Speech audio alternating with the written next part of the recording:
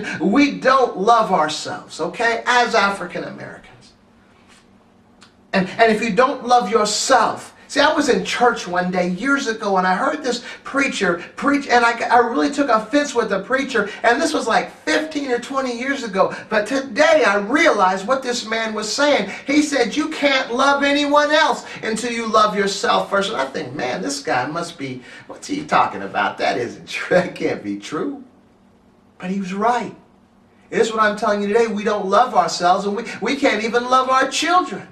Look at our children. That's why our children, they say in America, our children are obese. A very large percentage of our children are tremendously obese. Now, how is that?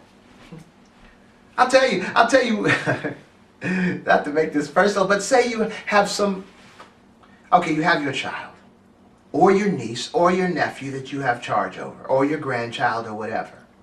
And that child, and you love to see your grandchild happy. You love to see your niece or your nephew or your son or your daughter happy. And you hate to see them sad. So they're a little bit chubby, okay?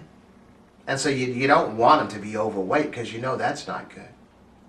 But so you're going to McDonald's or something and they want a milkshake or they want this, and you know they shouldn't have it because it's not good for them, but they want it so bad and they're pouting because they can't get it. You don't. But what do? You don't want to see them unhappy, so you go ahead and buy them that milkshake. So what's that mean? Do you love them? No. Because if you love your child, you wouldn't be doing for your child that which is going to harm your child. What you love, you love yourself more than you love that child. Man, we can get really deep into this sort of in a psychological way. You really don't love yourself. Oftentimes what we do, because we don't love ourselves, we have these issues, we try to find ways to give ourselves some temporary satisfaction. That's what the number is. We know we're going to lose pretty much, when we play that number. But it's like we have that momentary hope, that momentary lapse in that lack of peace that we're functioning in our lives. And so we play that number.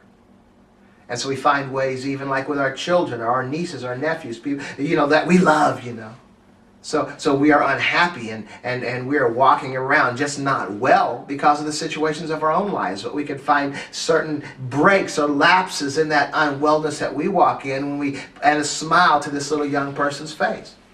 But what I'm suggesting today, if what you're giving this young person is harming them really, and you know it, but you're enjoying the smile on their face, you're more enjoying the feeling you get from the smile on their face than you are really concerned about their health or their well-being.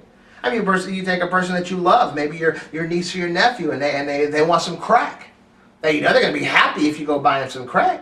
But are you going to buy them crack just because they're happy and that's going to make you feel good seeing them happy? No, you know the crack is harmful to them, so you're not going to buy it for them, okay?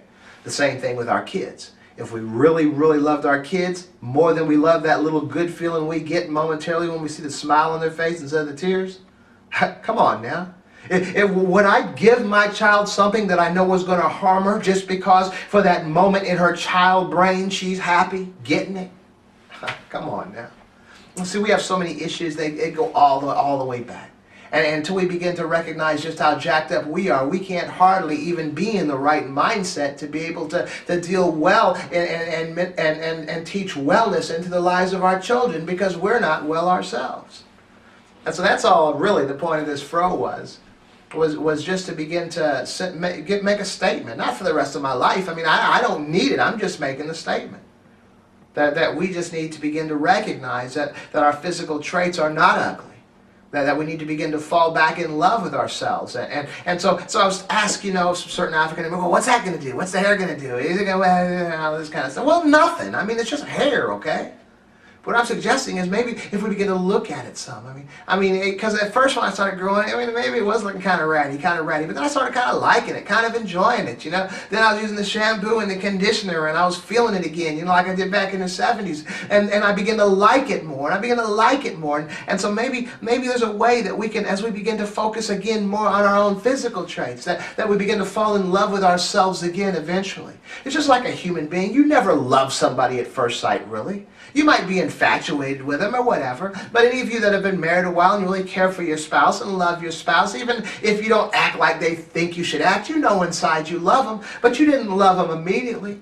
The love came in time as you were with him, as you were with him, as you were with him, when the infatuation was gone, and sometimes when even the like is gone. You know, you love that person. Why? Because you've gotten used to him. You've seen him every day. And as much as you might take him for granted, or you might even be mean or a little ill sometimes, if they were gone, you know you'd miss him. You love that individual. So I'm saying as individuals, we have certain physical traits, you know, that we've been hiding for so long that we have forgotten ourselves, and we have grown accustomed to seeing, and when we look in the mirror every day, seeing straight hair on our head instead of our own hair. What I'm suggesting today is you begin to see your own traits, as you begin to allow your own hair to grow, as you begin to see yourself for who you really are. Maybe we'll begin to fall back in love with ourselves again. And I think at that point, that is when the healing can begin. Because when we start really falling in love with it, oh, this is me, this is me. Maybe because the first step, you know, maybe I'm eating wrong, or maybe I'm smoking cigarettes, or maybe I'm just doing things that aren't not well for me or my family. And maybe it starts with my hair.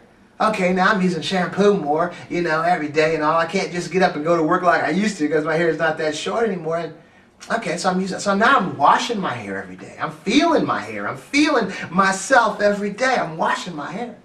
And then maybe, and this happened to me, you know, then about a month ago I'm saying, man, you know, why don't I try some conditioner, you know, after the shampoo? And man, I did that conditioner. I was like, man, my hair feels a little bit softer today. It's feeling a little bit better. What I'm saying is gradually, you know, we begin to fall back in love with ourselves. And we may not realize it or consciously recognize it, but I'm telling you, the more you deal with yourself, the more you pamper yourself, the more you begin to take time with yourself, you'll begin to fall in love with yourself more. Sort of like that chess game, you know. I think, you know, after playing 60 games on level 5 of that, you know, chess game, I may not recognize how much better I am because I've been, you know, I'm with myself every day. But I promise you that I have to be better simply because I've been spending that much time doing a thing.